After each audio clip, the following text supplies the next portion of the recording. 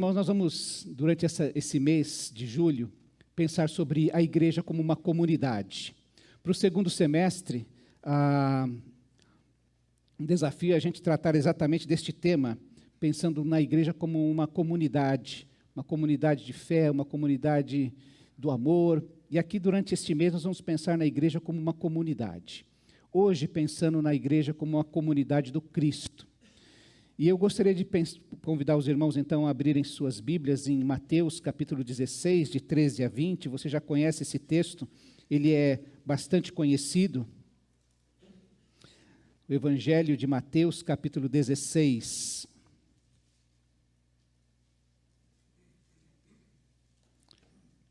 Do versículo 13 ao 20.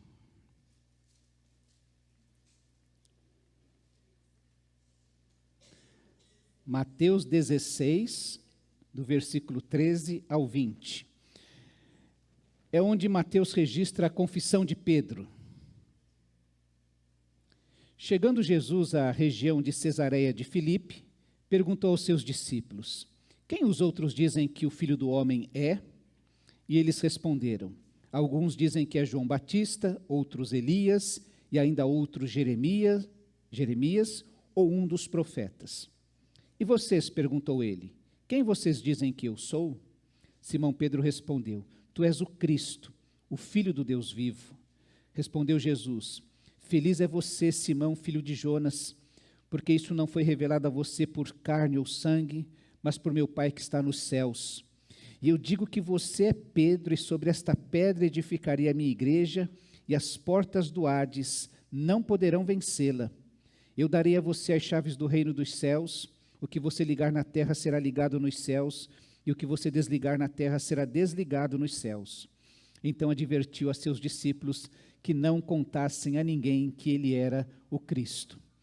Esse texto já é bastante conhecido de nós, a gente conhece desde criança, e ele é um texto polêmico porque fala sobre as chaves do reino, e aí alguns defendem que Pedro se tornou quem abriu as portas da igreja, ou que ele se tornou o primeiro papa. É uma discussão tão grande sobre que pedra é esta, se é Pedro, ou se é a afirmação de Jesus, ou se é o próprio Jesus que seria esta pedra.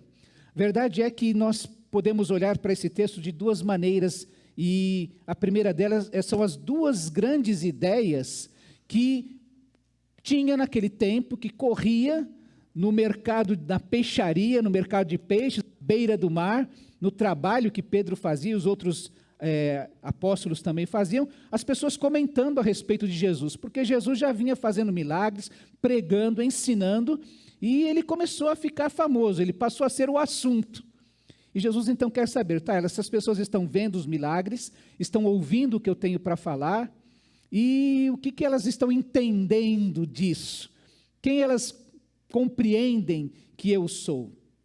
E as duas verdades básicas que aparecem nas respostas que os próprios apóstolos colheram entre as pessoas que conheciam, é uma ideia da reencarnação, que Jesus pudesse ser João Batista reencarnado.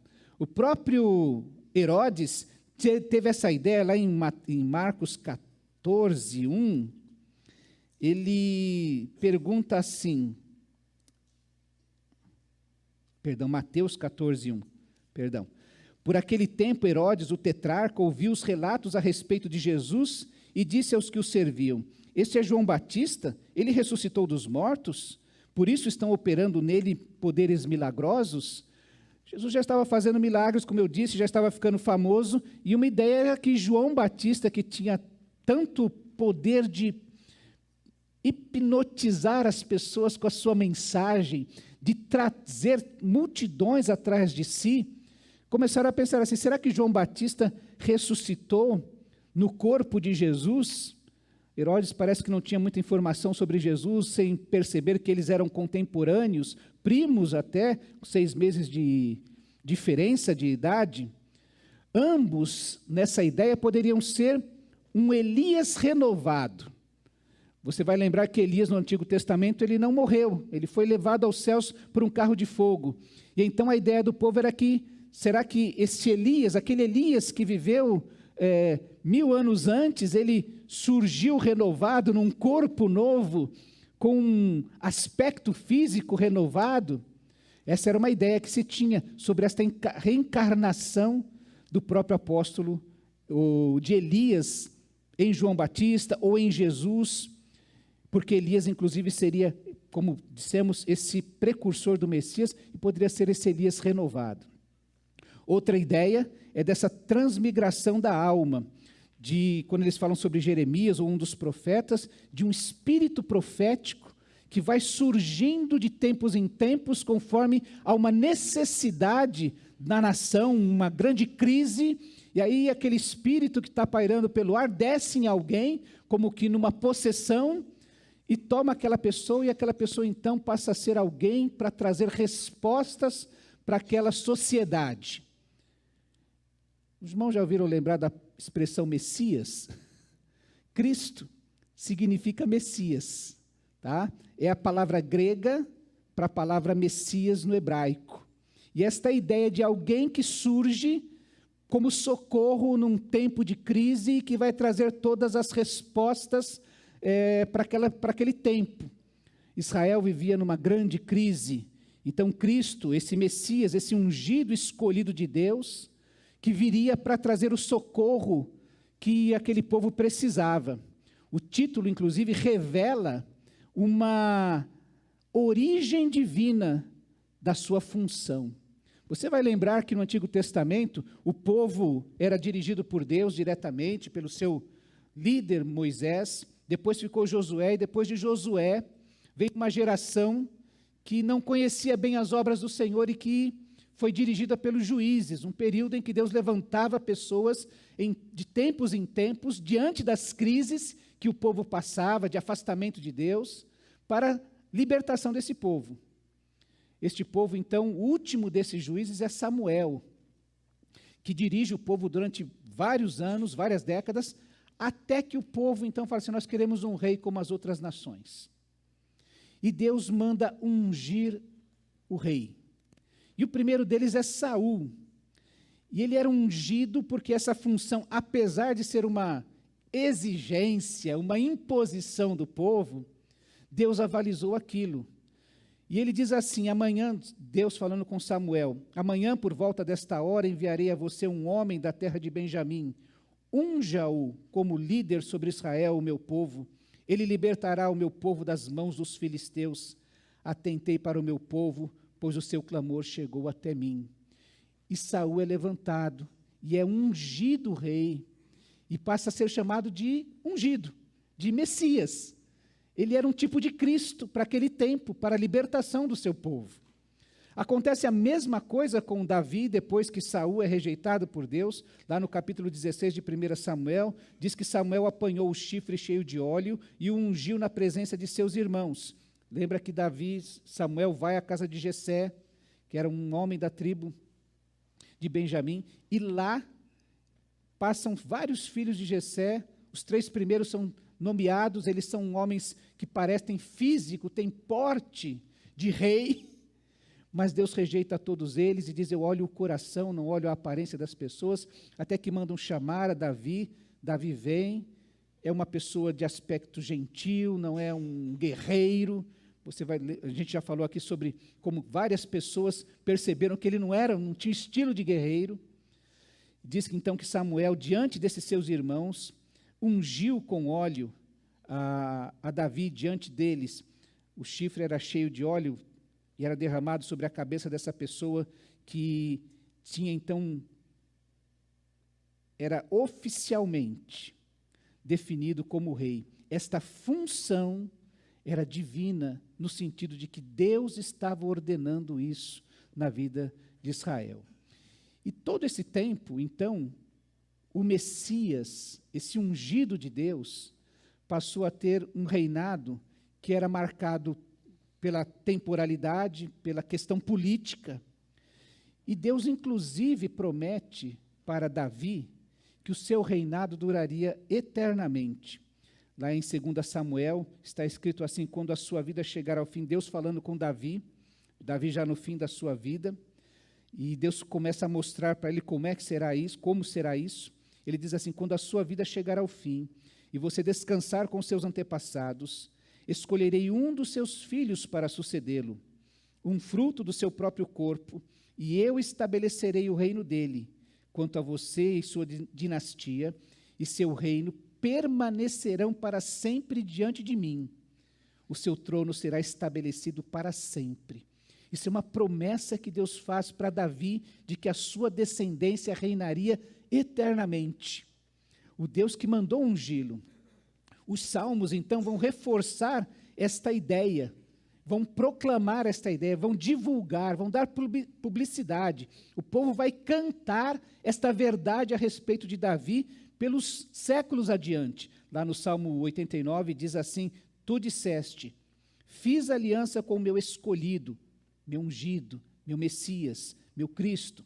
Jurei ao meu servo Davi, estabelecerei a tua linhagem para sempre e firmarei o teu trono por todas as gerações. O Salmo 2 também usa a mesma figura, ele é chamado de Salmo messiânico exatamente por isso, porque mostra esse Messias, este ungido, este escolhido de Deus, reinando sobre toda a terra e convidando todas as pessoas a adorarem o Messias, o escolhido de Deus. É por isso que no final do Salmo diz assim: adorem o Senhor com temor,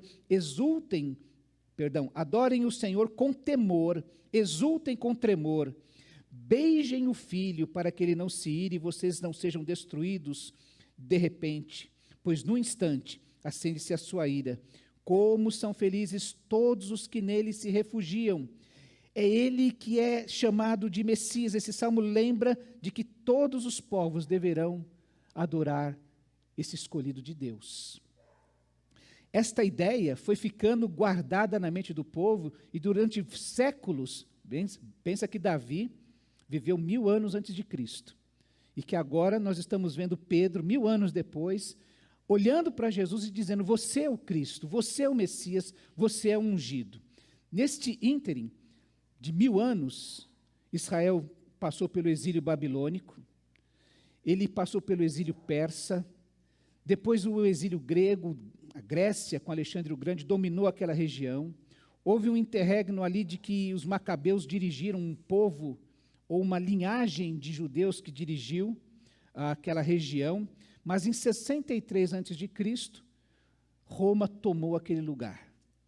E agora, 30 anos, então praticamente 70 anos depois, está Jesus com seus discípulos e Roma domina aquele lugar. E Roma oprime aquele lugar. E Roma cobra impostos daquele povo para poder dominar sobre ele. Cobra imposto de você para sustentar o domínio que eu tenho sobre você. E existe no coração daquele povo um desejo ardente de que Deus mande um Messias, de que Deus mande um ungido, de que Deus mande um Cristo que liberte o povo da sua opressão. E eles estão vivendo debaixo disso e desta expectativa. Como eu comentei para vocês, a Macabeus era uma família de judeus que dominou, que conseguiu se libertar dos gregos, mas perdeu depois para os romanos. Eles tinham essa ideia, ainda viva na sua mente, daqueles líderes sobre os seus cavalos, com seus mantos reais, dirigindo o povo e ajudando o povo na libertação. E chega Jesus então, trazendo pão, peixe, e aquele povo tem aquela memória, aquela ideia de que tudo vai ser renovado. E finalmente nós vamos ser libertos. Para Israel, o Messias, ou o Cristo, o ungido, é o cumprimento das promessas para Israel. Para o nosso povo, para a nossa gente. E o foco da esperança que eles têm é num reino político, é na restauração de um reino político. É por isso que os discípulos, os próprios discípulos de Jesus, os próprios apóstolos, um pouco antes de Jesus subir aos céus, perguntam para Jesus: é neste tempo que o Senhor vai restaurar o reino a Israel? É nesse tempo que o Senhor vai libertar Israel do jugo romano? É nesse tempo que nós vamos ter prosperidade, como houve lá no tempo de Davi, quando nós éramos um reino forte e poderoso? O foco está nas questões políticas. Nós queremos um ungido que seja um redentor, um libertador, alguém que vá à nossa frente e nos redima de todas as nossas dificuldades. É por isso que Messias, quando a gente fala no Messias, esta ideia de que vai surgir alguém e resolver tudo de uma maneira poderosa, quase que num passe de mágica. Mas para Deus, e aquela imagem de Jesus, o Messias é o cumprimento da proposta de Deus num plano de salvação, num plano cósmico.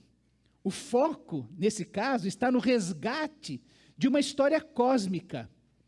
Lembra que lá no Éden ainda, há uma promessa de Deus para aquele primeiro casal que pecou e que transmitiu para toda a humanidade, para toda a raça humana, o pecado.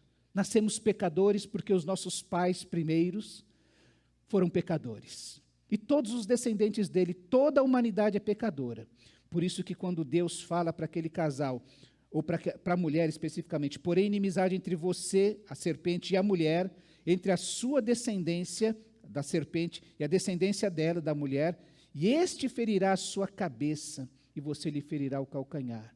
Isso aqui é o que a gente chama de proto-evangelho, do primeiro momento em que se fala de que haverá algo que vai resgatar a história. O primeiro casal pecou, quebrou a comunhão com Deus.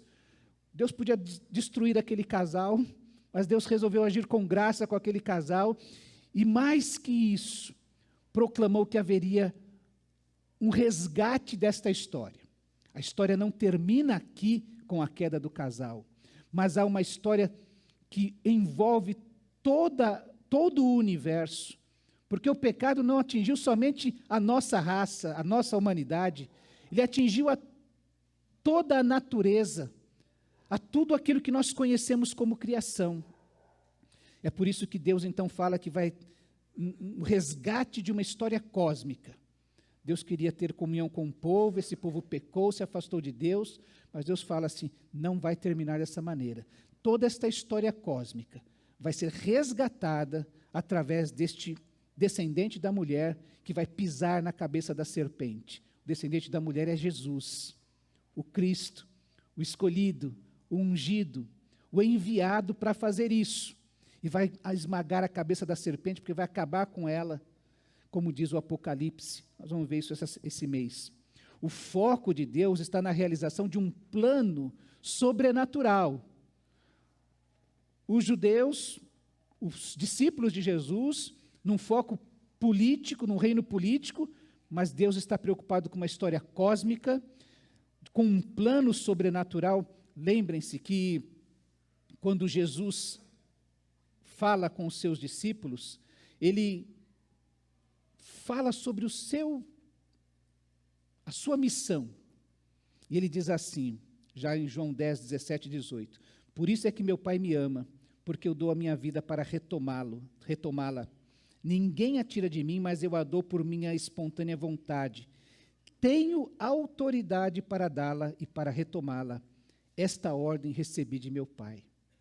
Jesus, quando fala sobre o Messias, quando Deus pensa sobre o Cristo, ele está pensando sobre este plano sobrenatural de Deus em Cristo morrer e ressuscitar e vencer a morte para poder resgatar este povo.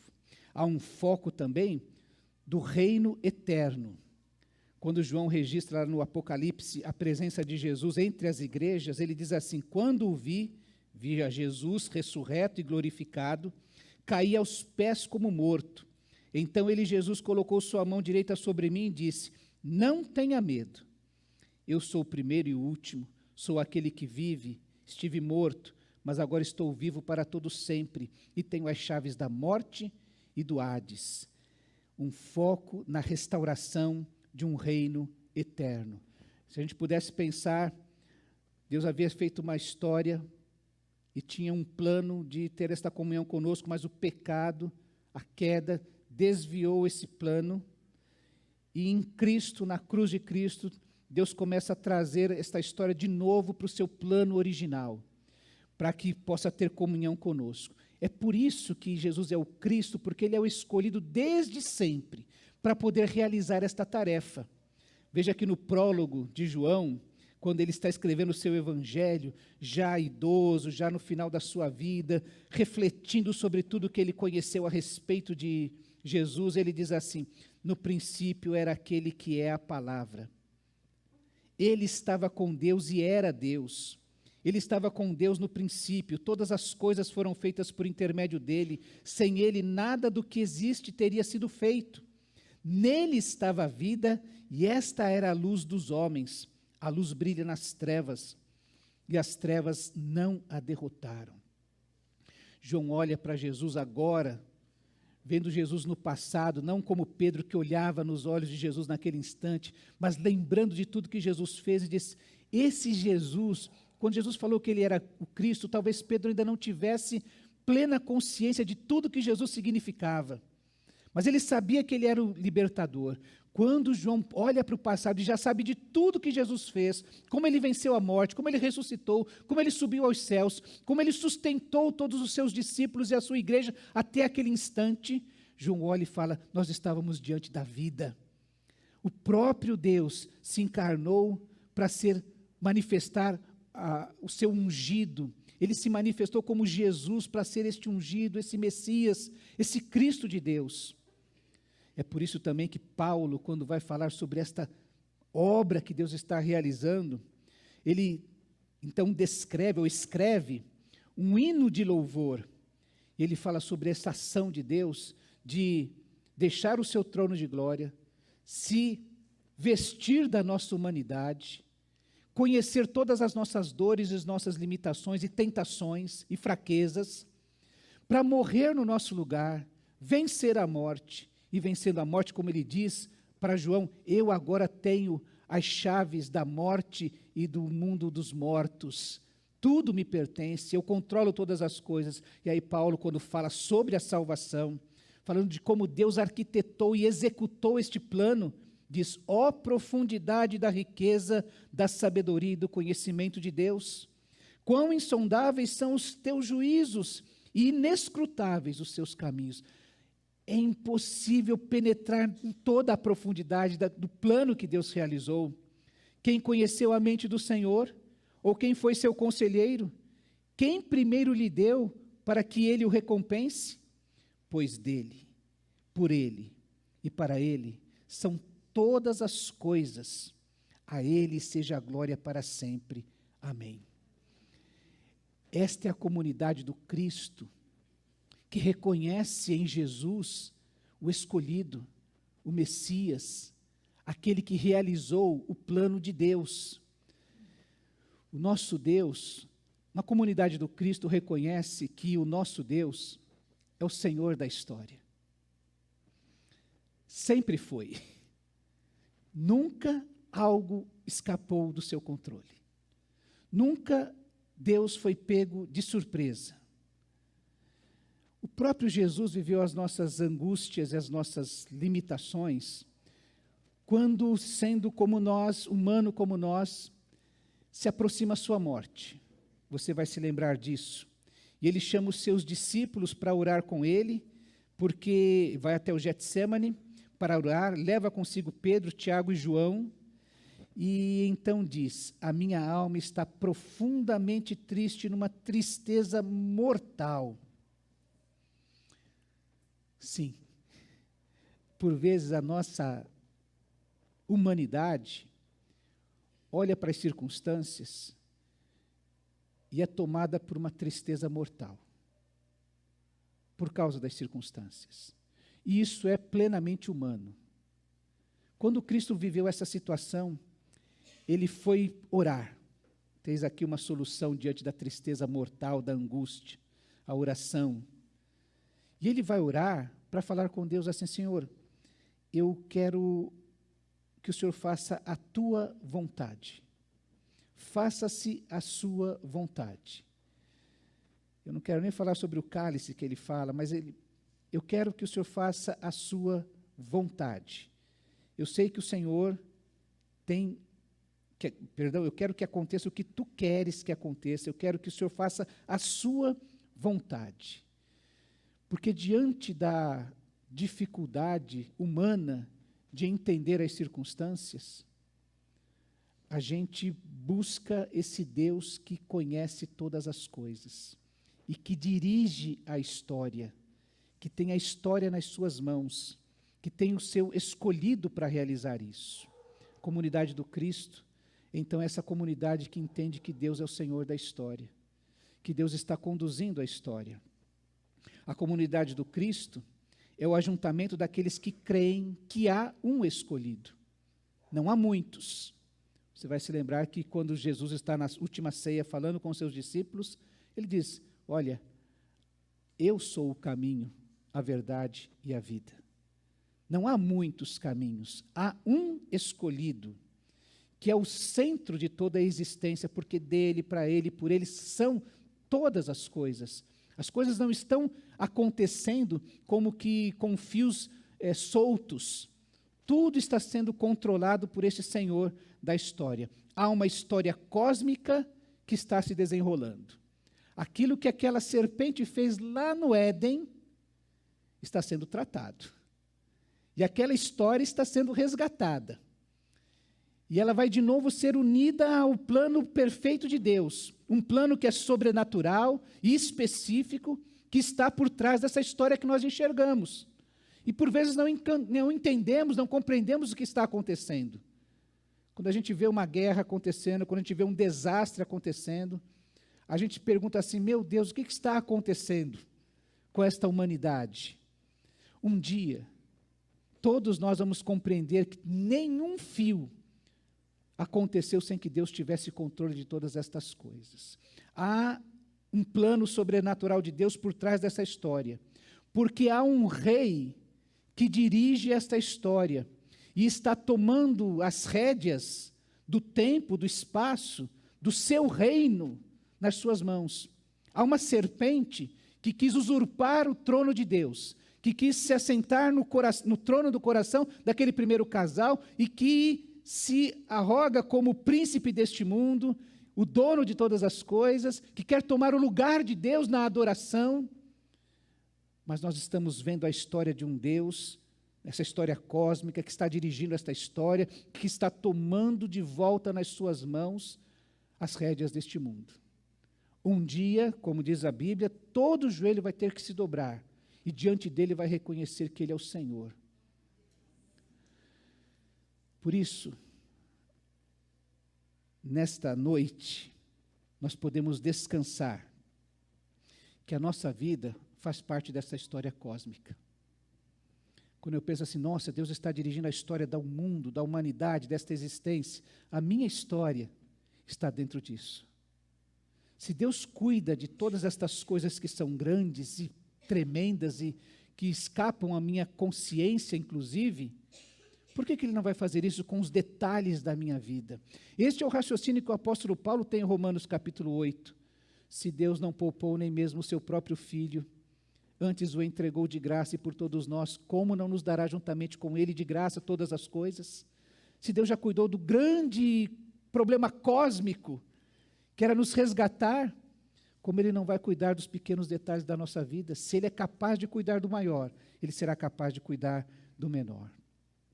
A nossa vida, nós podemos descansar porque a nossa vida é dirigida para os planos de Deus, para que os planos de Deus se realizem. Deus sabe para onde está indo. Recentemente eu brinquei com meu cunhado, estava com ele no carro, de repente o Waze me mandou ir para um caminho diferente. Ele falou, mas não é melhor ir por aqui? E eu brinquei com ele, eu falei, olha, eu estou tratando o Waze que nem eu trato Deus. Eu não sei o que ele sabe mais do que eu, mas eu vou pelo caminho que ele indica, porque eu sei que ele vai me mandar pelo caminho melhor. Deus tem um plano. Eu não entendo hoje o que está acontecendo. Talvez eu não consiga compreender, mas Ele sabe que lá na frente tem trânsito. Lá na frente tem um acidente.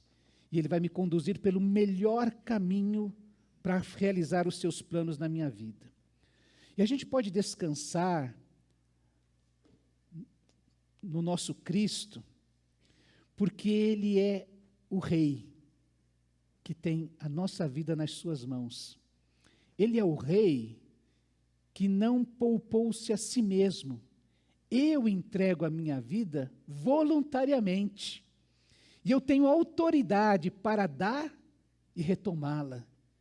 Isso é o rei, é aquele que domina todas as coisas, é aquele que tem toda a autoridade, é aquele que não só diz que tem, mas que fez isso. Ele morreu e venceu a morte. E por isso ele diz para João: olha, João, eu tenho aqui as chaves do inferno e da morte. Tudo está sob o meu controle. A minha vida e a sua vida está nas mãos deste rei, que disse: olha, a tua vida está nas minhas mãos, e daqui ninguém vai te arrancar. A tua vida está nas mãos do Pai, e daqui ninguém vai te arrancar.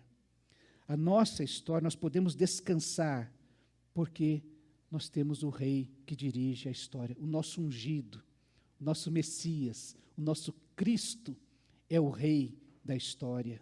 Já cantou no Natal algumas histórias que falam sobre o rei que nasceu, aqueles 3 magos que vieram se prostrar diante daquele menino, adorando-o, trazendo presentes que eram dados à realeza, porque era o rei que ousou morrer pelos seus súditos. Por isso que nós iniciamos este culto lembrando que as minhas ovelhas ouvem a minha voz, eu as conheço e elas me seguem, eu lhes dou a vida eterna, o que Jesus veio trazer para nós. E elas jamais perecerão, ninguém as poderá arrancar da minha mão. Meu Pai que as deu para mim é maior do que todos, ninguém as pode arrancar das mãos de meu Pai. E eu e o Pai somos um. Talvez naquela afirmação instantânea de Pedro, e a gente reconhece Pedro como aquele homem ousado, que falava primeiro, talvez para depois pensar, ele não tivesse ainda plena compreensão de quem era Jesus, tivesse essa noção político-temporal, e tivesse falando: o Senhor é o Cristo, aquelas promessas do Antigo Testamento vão se cumprir no Senhor, tivesse uma compreensão limitada da pessoa de Jesus. Mas talvez seja por isso que Pedro, quando escreve sua segunda carta, ele termina dizendo que ele está falando sobre toda essa realidade que será transformada, que acabará para entrarmos na eternidade, num outro tipo de relacionamento com Deus. E ele gasta todo o seu terceiro capítulo, falando sobre como esta realidade vai se desfazer, para nós vivermos numa outra realidade com Deus. E ele fala, inclusive, que Paulo trata sobre isso e que algumas pessoas distorcem estas coisas que foram ditas por Paulo. Mas ele termina dizendo a sua carta, ou falando sobre este assunto, sobre as dificuldades de compreendermos tudo que Deus vai fazer, dizendo assim: cresçam, porém, na graça e no conhecimento de nosso Senhor e Salvador Jesus Cristo. Como eu disse, talvez Pedro naquele dia não tivesse completa noção de quem era Jesus, ou o que Jesus estaria fazendo, ou de toda a obra que o Messias realizaria. Mas ele mesmo nos chama a compreender cada vez mais a obra de quem é o próprio Jesus. Nós acabamos de cantar aqui que nós queremos estar na tua presença. Sua presença é Jesus, o nosso Senhor. A comunidade do Cristo é a comunidade que entende a obra que Jesus fez. Por que ele é o escolhido? Ele foi escolhido para quê? Desde a eternidade, como diz o apóstolo Paulo, para realizar essa obra na nossa vida. É por isso que a igreja se reúne em torno da mesa para celebrar isso. O Cristo. Não celebramos aqui a nossa irmandade. Também, mas não é o principal. Não celebramos aqui o nome da nossa igreja. Também, proclamamos a vizinhança toda, mas não é o principal. Nós proclamamos aqui que o ungido de Deus, o Cristo de Deus, veio e realizou os planos de Deus. A obra, essa história cósmica está sendo resgatada. O plano sobrenatural de Deus está sendo realizado. E ele vai conduzir toda a história de novo, onde todos estarão submissos ao senhorio de Cristo Jesus. Somos a comunidade do Cristo. Você já conhece a Jesus como este Cristo? Você já sabe que Ele é o único caminho que nos conduz até o Pai? Que Ele é que reúne e junta todos os fios na sua mão, diz aqui, eu estou segurando isso, eu estou conduzindo esta história. Eu quero convidar você a se alegrar com isso, a não perder a esperança diante disso. Esta é a comunidade do Cristo, que proclama que é um Senhor da história da humanidade, da história da minha e da sua vida. Nada acontece por acaso, quando o nosso Rei está conduzindo a nossa história.